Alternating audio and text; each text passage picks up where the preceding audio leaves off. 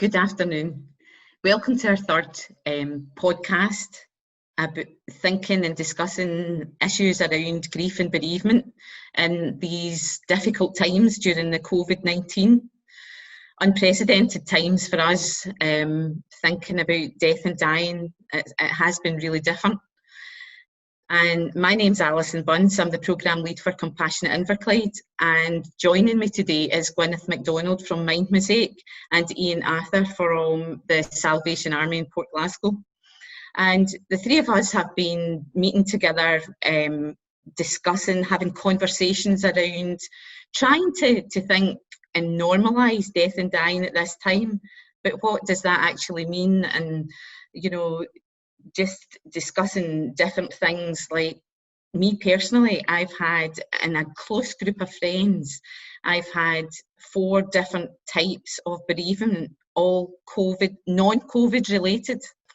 A personal friend, a friend of my mum's, and a husband and a son of 2 other close friends. And I think what has brought to mind is that although the death was normal, as in people were ill and died of that illness and not COVID related, we were almost cheated out of having a normal funeral or thinking about how we meet up and talk about those deaths. So today we're having a conversation around just what has it felt like and what does it look like now for us and for people in our community who are, have experienced similar things. It's an interesting one, Alison, isn't it? For me, there's no right or wrong way to grieve, but most of us would agree that it's always lonely. People grieve in their own way, but it's the love and the connectedness to other people that help you through that help you to bear the emptiness. And over time, it's that connectedness that helps you adjust, I suppose, to your new reality. And we've not been able to have the connectedness in the same way. You can't have the physical connection to other people in the way that you can pre-COVID. And for me, that's a big part of what's different about it and why people might be struggling a wee bit more. Yeah, it has been that thing of, whilst everyone's needs to grieve in their own way, at their own time, and their own pace, that actually the community that's not been there has meant that I can completely see, Alison, how that feeling cheated of having a normal funeral would be there, because actually it is a lot of the ritual around grief and around dying and around loss has suddenly been stripped right back to what is the essential service, if you like, that needs to be performed, rather than, right, what can we do to help them say goodbye as they would want to. Which, I know whenever I do a funeral, I say to the family, look, this isn't a legal thing, this isn't a thing of we have to do X, Y, and Z. It's about what do you need to say goodbye in the best possible way. And when your options are then limited, it's been really difficult actually to have that conversation and be able to say yes to every single thing as we've gone along. It emphasises that loneliness, doesn't it? I was thinking as I attended my mum's friend's funeral last week, and about the celebration of her life. It meant that I listened to the words much more and were much more meaningful, rather than actually getting to speak to people and connect with other people. I connected with the scripture and the poem that was read, and also just listening to the words from her family was probably for me more meaningful than I had experienced before, if that makes sense. Now that feels like a positive out of that small moment, Alison.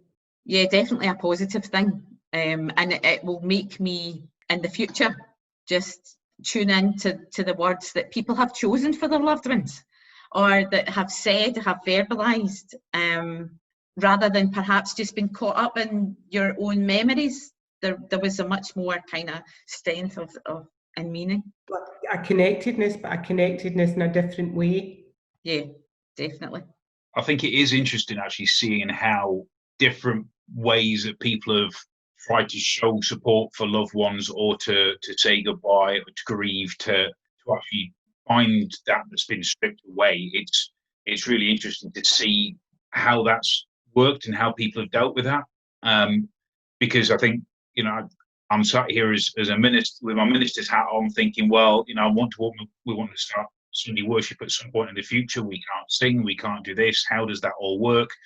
And actually, within the funeral setting, there's that thing of, well, actually, as Alison said, the words suddenly become a lot more important, because that's what you've got when it's, suddenly being at a funeral isn't possible for everyone, but actually there's a much more public goodbye when people are lining the streets for loved ones to drive past. I mean, I was at a funeral drive past the other week there from someone I know from Greenock Salvation Army, and actually to see the amount of support of people stood down those streets, and that impact still to be there was really poignant. And actually to be able to stand outside a place where this person worshipped was a special place for that person, and clapping past, actually it does give that communal goodbye and that sense of the community finding a new way.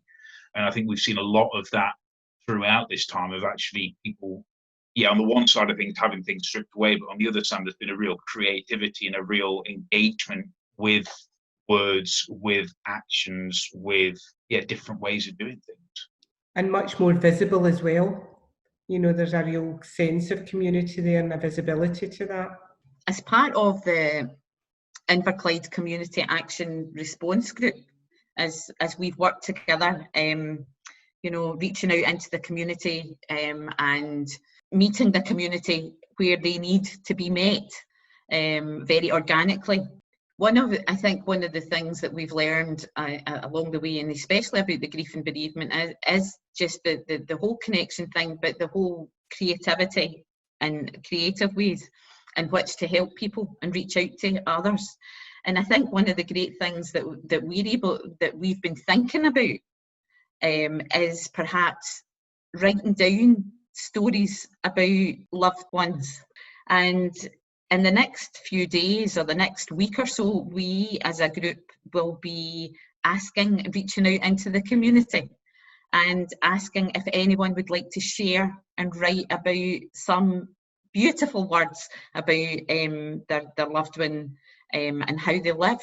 So sharing the stories as memories and memorials to have during this time is another way in which it's a positive way of reaching out, and that we can reach our community. That's a really good point, Alison, isn't it? Because there's lots of research around therapeutic writing and about how beneficial it is to write down stories and write about your loved one or write about your loss, and to be able to solace and even looking back in that. So actually to write that down and pop it in the memorial box, and for it to be collated into a piece of work that you perhaps could access and have as a keepsake, a reminder of your loved one, is wonderful, I think. And it's another way of kind of sharing that community story, or that kind of community grief, if you like. And when it said that publicness of the way that people have been clapped past and all that sort of stuff, actually it then goes a step further when we can share those stories perhaps more widely than we could have otherwise, and just to keep those stories going. Because I think it's no secret that throughout the centuries and eons, the things that pass down from family to family, from generation to generation, are the stories of what's happened before, the stories of the ones that have gone before.